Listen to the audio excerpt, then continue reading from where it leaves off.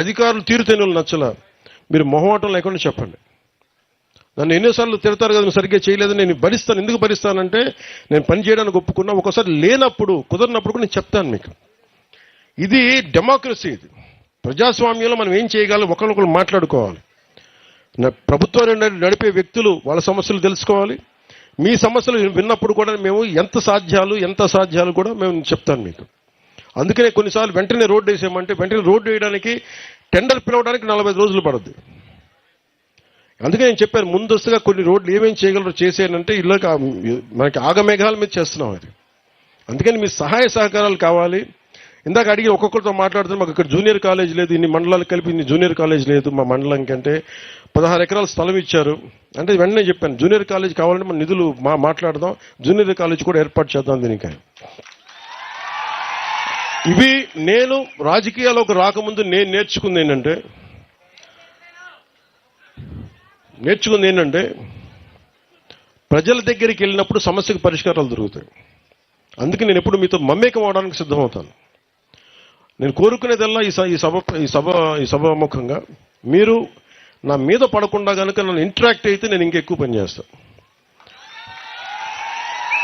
ఎందుకంటే మీరు సినిమాలో చెప్తారు, ఓజీ అంటారు, ఏదో అరుస్తూ ఉంటారు కదా. నా స్వప్నం, నా కళ విను.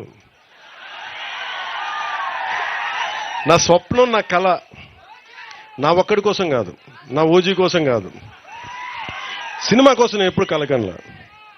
నేను దేశం కోసం కలగన్నా, దేశంలో ఉన్న ప్రజల కోసం కలగాను. ఈ పేరు, ఈ బలం, మీ ప్రేమాభిమానం ఇవన్నీ కలిపి 4 రోడ్లు వేస్తే జన్మధన్యం అనుకున్నాను. ఈరోజు 4 కాదు 29 రోడ్లు వేస్తున్నాం ఒక్క రోజులోనే.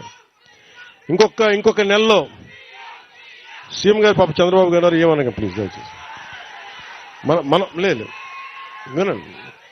మన గౌరవ ముఖ్యమంత్రి గారు నన్ను గౌరవిద్దాం. నేను డిప్యూటీ సీఎం గారు నన్ను గౌరవించారు కదా, సంతోషం. ప్లీజ్. ఏమవుతాయంటే వేదిక పైన నాయకులు ఉన్నారు, వాళ్ళకి ఇబ్బంది పడకూడదు కదా, మీ దగ్గర నడిపించారంటారు కదా, నన్ను తిడతారు మళ్ళీ. ముఖ్యమంత్రి ఎవరని కాదు, ఎవరు బాగా పనిచేశారని. ముఖ్యమంత్రి గారు ఆయన అనుభవం చాలా కీలకం, చాలా కీలకం. ఈరోజు 40 కోట్లు కావాలి మన గిరిజన గ్రామాల కంటేనే వెంటనే ఆయన ఒక అరగంట మొత్తం అందరిని పిలిచి మాట్లాడారు. ఇవ్వగలమా అంటే వెంటనే ఇచ్చేద్దాం, వెంటనే చేశాం. అందుకని మనస్ఫూర్తిగా ఆయన మరోమారు మీ అందరి తరపున కూడా ఇంకోసారి ఆయన ధన్యవాదాలు తెలుపుతాం.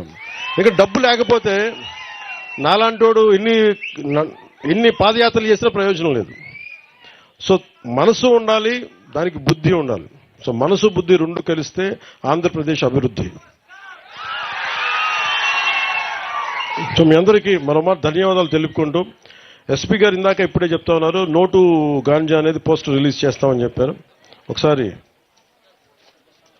ఎస్పీ గారిని ఇంకా మిగతా డిఎస్పీస్ కూడా ఒకసారి ఎవరైతే ఉన్నారో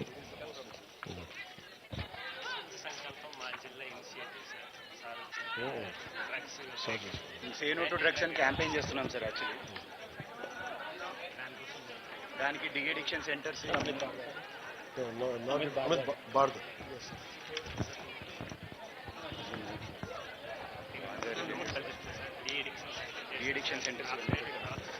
ముందుగా అంటే గాంజా రాష్ట్రం అంతా ఇబ్బంది అయిపోయింది.